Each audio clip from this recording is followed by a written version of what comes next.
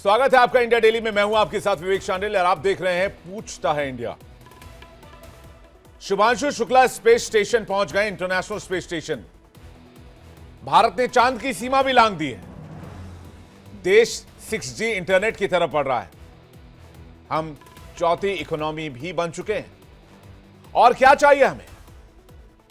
विकास के सड़क पर रफ्तार भर रहे हैं, सर पर दौड़ रहा है देश। और क्या चाहिए? लेकिन इन सब के बीच सवाल उठता है, बेटियों की सुरक्षा क्या आज भी हम मुकम्मल कर पाए? राज्य दर राज्य जो आंकड़े सामने आते हैं, वो आंकड़े सवाल पूछते हैं। और अब जो पश्चिम बंगाल से दरिंदगी का मामला सामने आया है, उसने 2024 में कोलकाता के आरजीकर मेडिकल कॉलेज अस्पताल में ट्रेनी डॉक्टर के साथ रेप और उसकी हत्या की घटना फिर से ताजा कर दी। क्या बदला निर्भया के जाने के बाद से? क्या बदला अभया के जाने के बाद से? कुछ नहीं बदला है। घटना 25 जून की आरोप है। दक्षिण कोलकाता के लॉ कॉलेज में 24 वर्षीय छात्रा के साथ 3 लोगों ने गैंगरेप किया। पुलिस ने शिकायत मिलने के बाद आरोपी मनोजित मिश्रा, प्रोमित मुखर्जी और जैद अहमद को गिरफ्तार किया। इसके अलावा कॉलेज में एक गार्ड को भी हिरासत में लिया गया। लेकिन नेताओं के विवादित बोल शर्मसार कर रहे हैं। टीएमसी सांसद कल्याण बनर्जी ने कहा कि अगर कोई दोस्त अपने दोस्त का रेप करता है तो सुरक्षा की गारंटी कौन देगा?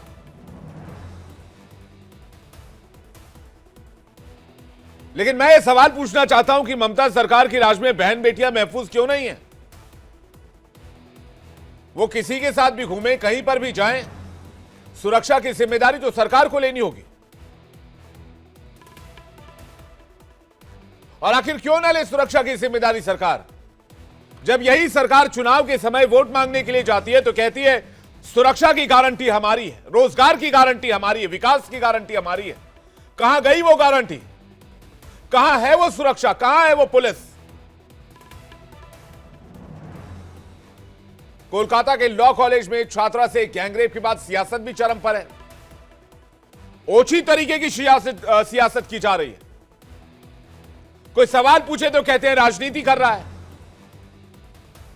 कोई सवाल पूछे तो कहते हैं पत्रकार बायस्ड है। पत्रकार ने सवाल कैसे पूछ लिया? अब जब प्रेशर बढ़ा है तो कोलकाता सरकार ने मामले की जांच के लिए 9 सदस्यीय एसआईटी का गठन कर दिया। हंगामा थम नहीं रहा। अब आरजीकर कॉलेज के मामले को आप याद कीजिए कि इंसाफ पाने के लिए पूरे देश के रेजिडेंट डॉक्टरों ने हड़ताल किया, प्रोटेस्ट किया, कैंडल मार्च किया, धरना किया, तब जाकर मामला जो है वो जांच के दहलीज तक पहुंचा। और चेरी ऑन द टॉप वो ये कि सुप्रीम कोर्ट ने उस मामले को स्वतः संज्ञान लेकर सीबीआई को केस हैंडओवर किया।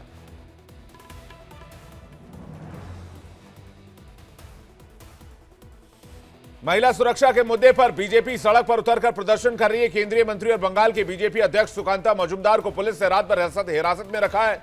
बहुत हंगामा हुआ है। टीएमसी में भी इस मुद्दे पर टकराव होता दिख रहा है। टीएमसी नेता मदन मित्रा के बयान पर सांसद महुआ मोइत्रा ने सवाल उठाए। इस बीच रविवार सुबह सुकांता मजुमदार को बंगाल पुलिस ने रिहा किया। उधर बीजेपी ने राज्य भर के थानों में विरोध प्रदर्शन का ऐलान कर दिया। बीजेपी के मुताबिक आज शाम भारी संख्या में महिलाएं और पुरुष इस विरोध प्रदर्शन में हिस्सा लेंगे। करने पर हमें जिस तरीके से गिरफ्तार किया गया, उसके बाद पुलिस हमें छोड़ने के लिए बोले थे, बेल बॉन्ड पे साइन करके। हमने इसका विरोध किया और पूरी रात लाल बाजार में हमने बिना साइन किए हमने रात वहां पे रहा। और हमारे साथ 32 कार्यकर्ता भारतीय जनता पार्टी के, वो भी पूरी रात लाल बाजार में रहे। और जब सरकार सोती है, जब पुलिस सोती है, तब किसी ना किसी को जागना पड़ता है। तो जगने का काम भारतीय जनता पार्टी ने शुरू किया है। हमारा निवेदन है पश्चिम बंगाल के माँ बहनों से, पश्चिम बंगाल की आम नागरिक से, हम पूरी रात ऐसे ही जागने की जरूरत आ पड़ी है बंगाल को बचाने के लिए। क्या हो गया बंगाल में? कब ये बंगाल की कुंभकर्ण निद्रा में सोई हुई सरकार की तंद्रा खुलेगी? प्रजातंत्र में इस प्रकार की घिनौना काम हम कब तक टॉलरेट करेंगे। मैं सुकांत जी के साथ हूं, मैं शुभेंदु दा के साथ हूं। भारतीय जनता पार्टी इस आंदोलन को बंगाल की जनता के हित में लड़ रही है। हमें आने वाले दिनों में इस को एक निर्णायक स्तर तक ले जाना पड़ेगा। Mohammed has come back to India after one month, 30 days, 15 days, after completing her honeymoon, and after coming back to India, she has started to fight against me. She is saying now that I am anti-lady, anti-woman. She has charged it. What she is? What is this? She has broken a family of a 40 years marriage and married a guy of 65 years. लड़की अगर नहीं जाता तो ये घटना नहीं घटते थे। अगर जाने का टाइम लड़की किसी को बता के जाते थे, दो सहेलियां लेके जाते थे, ये नहीं घटते। वो जो देख रहे हम, जो गंदा काम किया, वो he had taken the advantage of the situation. लेकिन हमारा पार्टी इस तरह काम को कभी रियायत नहीं करते हैं। और कालीगंज में अब देखे हैं कि ममता बनर्जी बोला कड़ा से कड़ा दवाई देना चाहिए एवं हर एक्यूज्ड अरेस्ट हो गया। ये क्या बात हुई कि लड़की अगर उन दोस्तों के साथ नहीं जाती तो ऐसा नहीं होता, वैसा नहीं होता। कल को बोलेंगे सड़क पर नहीं चलते तो एक्सीडेंट नहीं होता, सड़क पर निकलते क्यों हैं? ट्रेन दुर्घटना में बोलेंगे ट्रेन में बैठते हैं क्यों है? ट्रेन पलट जाए, इसकी जिम्मेदारी किसकी है? तो ट्रेन पे बैठना ही नहीं चाहिए था। प्लेन क्रैश हो जाए, बोले प्लेन में बैठा क्यों? प्लेन पे नहीं बैठते, प्लेन क्रैश नहीं होता, आदमी नहीं मरता। घर में कोई इलेक्ट्रॉनिक अप्लायंसेस यूज कर रहे हैं, कल को कोई कंपनी कहे उसको यूज क्यों किया? करंट लगने की जिम्मेदारी किसकी? ना यूज करते, ना वो करंट लगता, ना आदमी की जान जाती। ये कैसी दलील दी जा रही है? ये किस तरह का मजाक चल रहा है? बंगाल की जनता जो टैक्स भर रही है, जिस टैक्स के पैसे से बंगाल की सरकार चल रही है, वो पुलिस आखिर क्या कर रही है? तो सवाल यह है कि आखिर ममता दीदी के बंगाल में महिलाएं सुरक्षित क्यों नहीं है? और क्यों हर बार ऐसे अपराध के बाद आंदोलन करना पड़ता है कार्रवाई के लिए? महिलाओं के खिलाफ बढ़ते अपराध पर दीदी अब तक खामोश क्यों है? और इससे बड़ा सवाल, महिलाओं के खिलाफ बढ़ते अपराध पर ओछी राजनीति क्यों की जा रही है? कल्याण बनर्जी को सुना आपने, महुआ मोइत्रा की निजी जीवन पर टिप्पणी, उनके हनीमून पर टिप्पणी। ये आपस में ही लड़ रहे हैं, महिलाओं की सुरक्षा कैसे होगी?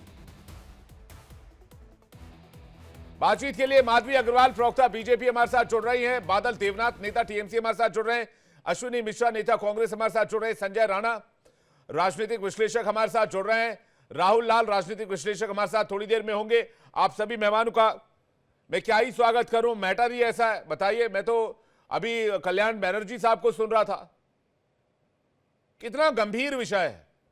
एक तरफ इंटरनेशनल स्पेस स्टेशन की बात कर रहे हैं, मंगलयान की बात कर रहे हैं, चंद्रयान की बात कर रहे हैं, मून पर लैंडिंग की बात कर रहे हैं, महिलाओं की बराबरी की बात कर रहे हैं, आधी आबादी की बात कर रहे हैं। कल्याण बनर्जी अपने ही नेता के हनीमून पर सवाल उठा रहे हैं। बादल देव जी, क्या हो रहा है पश्चिम बंगाल में?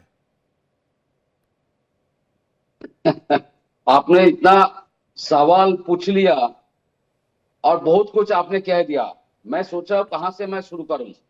पहले मैं आपको बोलना चाहता हूं, जो भी हुआ अच्छा नहीं हुआ, ये निंदनीय घटना है, हम सब इसको निंदा करते हैं। दूसरा बात है, आप सुकांत मजूमदार, धर्मेंद्र प्रधान का भी वक्तव्य आपने सुना है। धर्मेंद्र जी ने कहा मैं शुभेंदु के साथ हूं, और वही शुभेंदु एक महीना पहले कहा था विधानसभा में 2026 में जो भी मुस्लिम कैंडिडेट जीत के विधानसभा में आएगी उन सभी को उठा के फेंक देंगे, विधानसभा से बाहर फेंक देंगे, मुस्लिम कैंडिडेट को, सारे मुस्लिम विधानसभा कैंडिडेट को। और ये जो सुकांत मजूमदार है, इनका करीबी जाल पासपोर्ट स्कैम में पकड़ा गया है, और ऐसे बहुत सारे स्कैम है जो शुभेंदु अधिकारी के बारे में वीडियो, हर दिन वीडियो वायरल होता है, लेकिन इसके बारे में कोई चर्चा नहीं होता है। लेकिन सर मैं आपको रिक्वेस्ट करूंगा आपके चैनल के माध्यम से पूरे देश को एक बार फिर मैं कहना चाहूंगा, ये सेंट्रल गवर्नमेंट का जो रिपोर्ट है उसमें पूरे देश के अंदर महिला सुरक्षा, शिशु सुरक्षा के बारे में बंगाल पूरे देश के अंदर नंबर 1 में है, और पहले भी था, आज भी है। और सर मैं आपको कहना चाहता हूं, ये जो आरजीकर का बात आपने कहा और सीबीआई का बात भी आपने कहा, आरजीकर कांड में बंगाल के पुलिस 4 दिन के अंदर आरोपी को गिरफ्तार किया, लेकिन सीबीआई ने 6 महीने के बाद भी उसी जगह में है जहां पर बंगाल पुलिस में था, और यहां पर भी जो 12 घंटे के अंदर आरोपी को गिरफ्तार किया गया, 3 आदमी को गिरफ्तार, एक सिक्योरिटी गार्ड को भी गिरफ्तार किया गया है, और सीट भी गठन हुआ। और हम सब चाहते इसका कठोर सजा हो। हम सब किसी इसको नहीं छोड़ेंगे जो रेप महिला के ऊपर अत्याचार करते हैं।